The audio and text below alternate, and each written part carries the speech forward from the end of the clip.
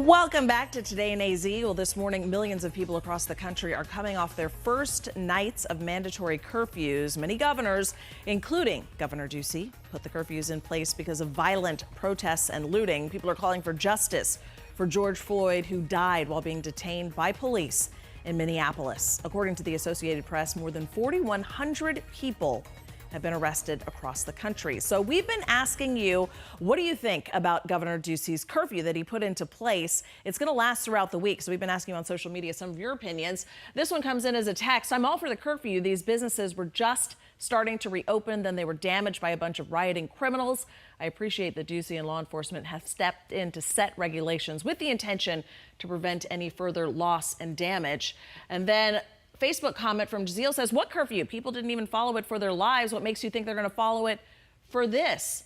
And let's see over here. Cubby says, I'm usually not out after dark, so it's fine with me. I'm kind of with Tim. It's a bit of an insult to injury when it comes to businesses trying to come back from the COVID-19 lockdown. So, Emma, what have you been thinking about this one? Because I'm kind of mixed. I know it's necessary, but you do have to feel for all those businesses and the restaurants, really, that we're trying to just now get up and going and welcome customers back in. It's just a perfect storm, isn't it? You know, I was watching coverage over in Los Angeles, and they said when they enacted the curfew, it definitely helped. It cut down on crowds, it cut down on protesters. So if it's going to help and it's going to last this entire week, then I am all for it. Yeah, well, we'll see what you guys continue to think about this curfew. We've got a few days to sit on it because it's going to last throughout the week for the state. So please send us your thoughts, 602-444-1212. Heavy situation that was happening at 5th Avenue and Scottsdale Road, and I stuck around for a little bit after everybody dispersed there, and I got some more information. There's a jewelry store that was about a block in the shops at 5th Avenue, and the friends of that jewelry store owner had heard about potential looting, potential demonstrations. They had heard what may have been happening to the Apple store, and they basically got a posse together. They grabbed their guns, and they came and stayed inside of the jewelry store and said, if anybody comes to loot this jewelry store, we are going to make sure that we protect it. And they said, this is our Second Amendment right. We're allowed to have these guns. This is our private business, and we are going to stay inside.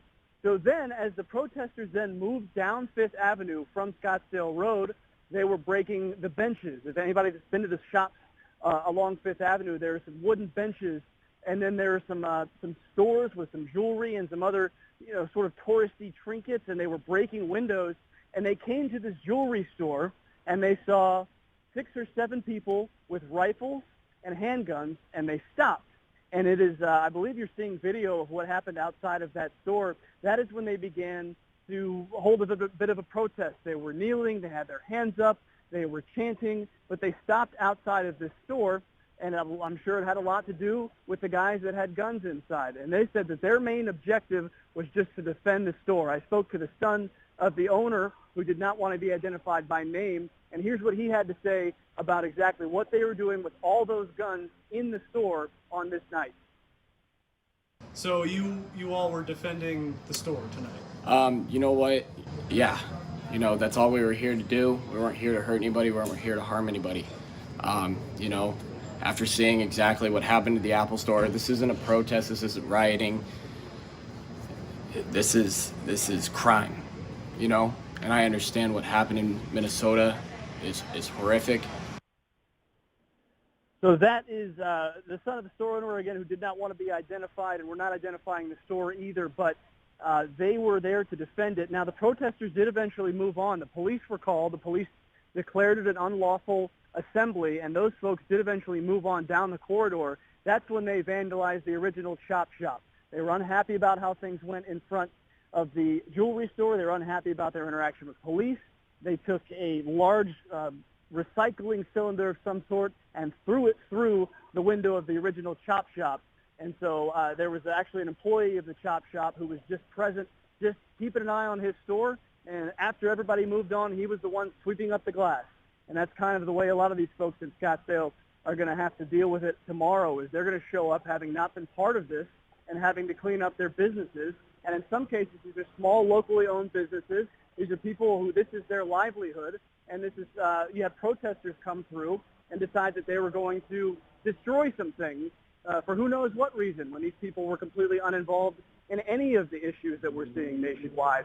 And so those are the people that we're going to be eventually reaching out to tomorrow as we figure out just how they sift through the pieces of their broken businesses. All right, that's Team 12's Mitch Carr reporting for us. Had some interesting